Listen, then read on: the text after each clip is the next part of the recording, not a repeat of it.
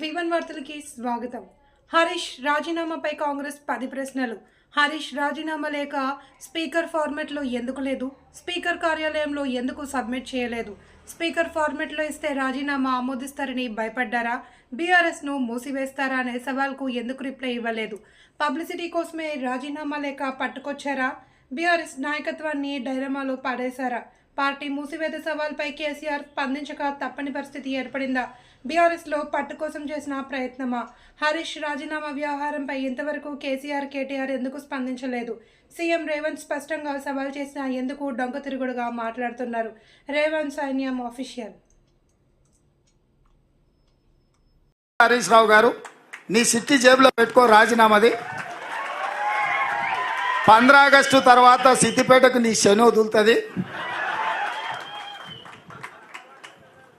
చింతమాడికలో పోయి చింతశెట్టు కింద వండుకో అని చెప్పిన. ఇవాళేమంటుండే అమరవీరుల స్తూపం దగ్గరకు పోయి దాన్ని కూడా ఆయనకి ఎప్పుడు మోసం చేయాలనిపిస్తే ఆ మోసానికి ముసుగు అమరవీరుల స్తూపం. దాన్ని వెనకాల దాచుకొని అబద్ధాలు చెప్తాడు. ఇన్ని రోజులు ఎప్పుడైనా అమరవీరుల స్తూపం కాడిపోయిందా? ఇవాళ పోయి చెప్తున్నాడు ఈ రైతు రుణమాఫీ కాదు ఇంకేంటి ఒక కండిషన్లు చెప్పి ఇవన్నీ చేసి ఇంత పెద్ద లేఖ రాసుకొచ్చింది. రాజీనామా లేఖ అట్లా ఉండదు. నాకు ఎవరో చూపించారు, మొత్తం సీసపత్యం రాసిండు అందులో, వాళ్ళ మామ చెప్పిందంతా. రాజీనామా లేఖ ప్రిస్క్రైబ్డ్ ఫార్మెట్లో స్పీకర్ గారు ఒక ఫార్మెట్ ఇస్తాడు. దాంట్లో ఒక్క పదము పొల్లు పోయినా ఆ కాగితమే చెల్లదు.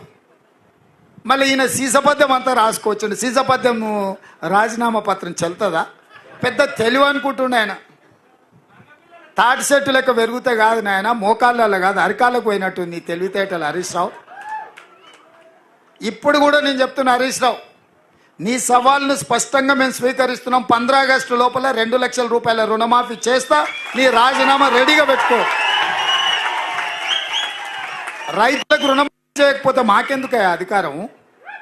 ఈ రైతులకు రుణమాఫీ చేయకపోతే ఆ రైతులు ఎవరు? మా వాళ్ళే కదా, మా కుటుంబాలే కదా, మా పరివారమే కదా.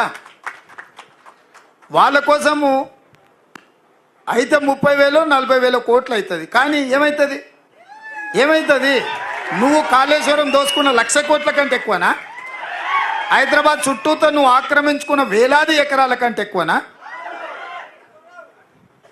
ఇక సరే, అంత దూరం ఎందుకులే. కానీ మీ దోపిడీ మీలాగా దోపిడీ చేయకుండా ఒక్క సంవత్సరం నేను కడుపు కట్టుకుంటున్నానంటే ఆ 40,000 కోట్ల రూపాయలు బ్యాంకులకు ఎడవసేత్తో చెల్లిస్తాను నేను.